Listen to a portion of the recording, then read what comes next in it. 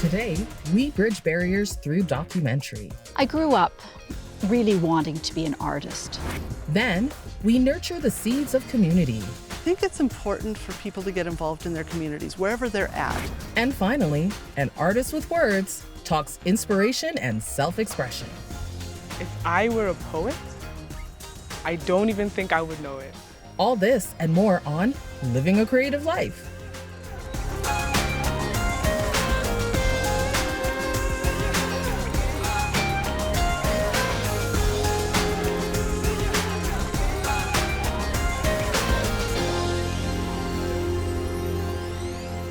I'm Adora Wolfor, celebrating creative Calgarians who are living their authentic lives and pursuing their dreams. Today, we explore the connection between community, creativity, and how social interaction provides a rich source for that creative spark. But first, let's have a look at some online artwork, including the impressive Big Daddy by @Beacon Original Art and @CynthiaCabrera.art posts transparent watercolor on cotton called Acts of Kindness. Check out the @Botanist 2.0 back at the Ramsey Community Garden.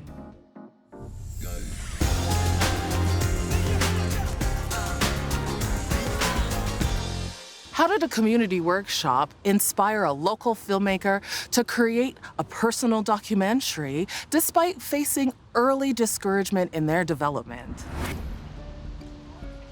Hi, I'm Ebony Gooden. My name sign is this. People always ask me, well, aren't you going to teach your husband how to sign?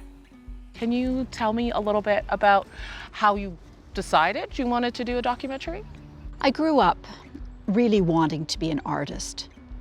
And when I went into college, that passion was taken away because teachers put me in a restricted box.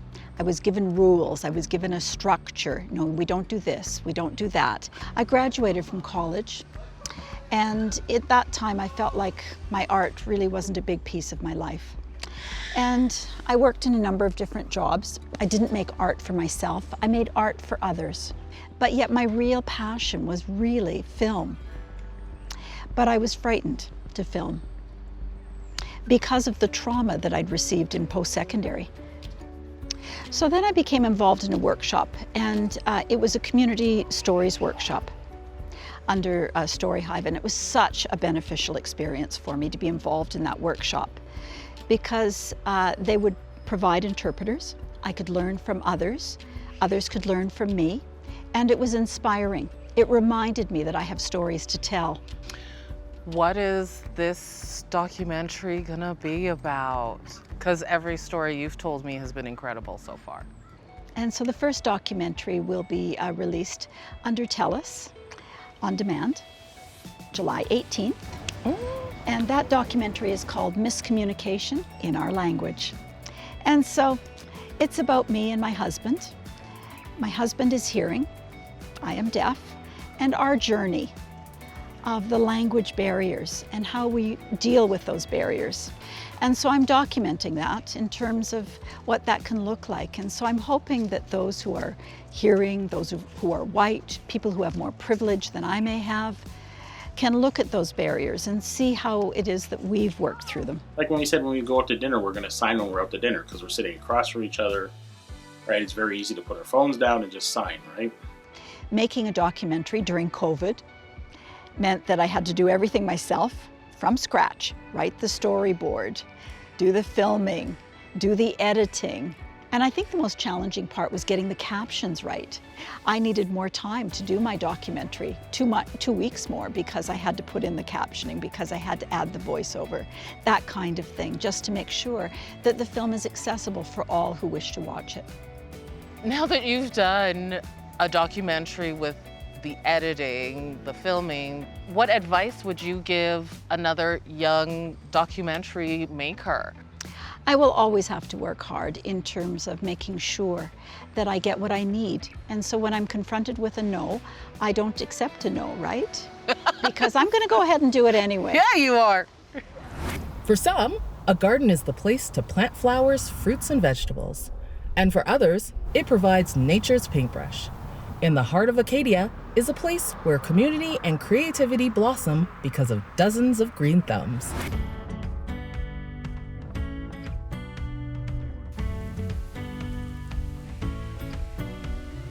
Well, you're in the vibrant community of Acadia, down at the community garden, and it's also an art society, but we specialize in growing and growing. So it's growing the garden, growing the plants, growing the community, growing our artists. It's really just about growing. We call it Growing Acadia. Back in 2012, they came up with the idea, and they wanted to bring beauty to the community. So it started there. It started with a bunch of excited community folks who were just interested in doing something for everybody. And we had 10 beds, I think, by 2013, and then it's just kind of blown up since then. It went remarkably quickly, actually. People just came together and they really saw the vision, and we are on Calgary Parks land, so they've been a big supporter of us as well. I have kind of a big yard at home that I've taken all the lawn out, and I'm interested in growing as much food as possible, but I also like to incorporate flowers with that, and I like to use regenerative techniques in my gardening, sort of a permaculture idea. Yeah, I don't know, it just feels like it's pulling my excitement out, you know, and I can spend my entire day in the garden and be happy. I'm a graphic artist by trade, and I'm also a gardener, and I think those things come together really nicely, and so I find that there's a lot of overlap in my day-to-day sort of gardening practice. But you know, that's different for everybody. We have sculptors, we have painters, we have all kinds of people, and they'll come together whether they're inspired by the garden or they just enjoy the physical space. Sometimes we have groups that come in and they'll do things for us, like paint little rocks so that the birds stay away from our strawberries, or they'll come in and paint the big community picnic bench, or we've had artists come through and paint the shed for us.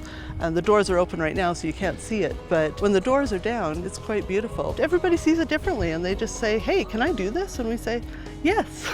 I think it's important for people to get involved in their communities, wherever they're at, because it's not just about the garden in this case, or about the art. It's about having people walk through and say, what is this? I love being here. I feel wonderful when I'm here, you know? This is something that I want to be part of, or this is something I appreciate. Being able to live and exist in your neighborhood and think, oh, I feel good being here. I want to be here. We can always think back to the experiences and people that have helped shape our creative spark along the way. To those who nudged us to keep creating, let's meet a lot of poetry to see who and what has inspired her passion for words. I am not a poet. I'm not very good with words. I get confused really easily, and it makes people think I'm always unsure. How did it all begin? And so I grew up in South Africa, and when I went to school, obviously, you know, we did English and stuff like that. They called it literacy. Right. And the first thing I remember of just like writing is we had this assignment where we had to write about the rain. And I wrote about the rain from a raindrop's perspective. And my English teacher told my mom it was the best story. When I looked from that moment, like I've always just like loved English and writing. You would sway with my feelings and freeze at my fears. Coming to Canada has been a lot about identity crisis. So a lot of my poetry is about mental health, identity, being a woman, being a black woman, being a black woman immigrant, being a black woman immigrant with mental health issues. Check. And a student. So it's like, it's a lot about just like my life experiences and just like showing that like you can still be going through all these things and have your art and have people connect to you, even if you're not a black female immigrant, you know, it doesn't really matter. People always find something within your work to connect with. So when I got here, I didn't do any poetry like at all because I was still trying to fit in, I was still trying to figure out things to school. I was in like a really hard program. And yeah, and I had to like meet new people. I had to reintroduce myself to people. I had to explain things to people. My friend Bethel, Afterwork, I don't know if you like know her. She's great, yes. We love Bethel. Love Shout out to Bethel. Bethel. And she was actually the president of the spoken word club at University of Calgary. And I was like, ooh, okay. So I was like, I'm gonna go. Maybe I'll like say something. And it was great. She was like, yes, come. She was just like so welcoming, especially as well, like, cause she's East African as well. So I was just like, I just felt like, it was just nice seeing, firstly, another Black person on campus. And secondly, like another Black person doing poetry. So she was like also like really inspiring to me. And then I think from then on, it just kind of like, I don't want to say like, kind of gain momentum kind of thing. We say snowballs. It snowballed some more from there. So I started doing like other shows. I just kind of like writing about another perspective, which I find is like in my poetry as well. It's like I really try to like empathize with people, because I also felt like growing up, I never wanted to be misunderstood because of like the times that I was always misunderstood, whether it was my actions or my words. It's kind of like the worst feeling, especially when you're in school and you're bullied, because kids are mean, yo. I don't understand, but so I always thought like I'm never gonna be the one to misunderstand someone. I will always try to see from their side of things. Writing helped me just express myself. If I were a poet, I don't even think I would know it. While we know this whole COVID thing isn't over, it's clear that people joining together for a common goal is integral to fostering creative energy and new ideas. If you have a project or know a person living creatively, please submit to submissions@calgaryartsdevelopment.com or post online with the hashtag YYCLCL. See you next time for more on Living a Creative Life.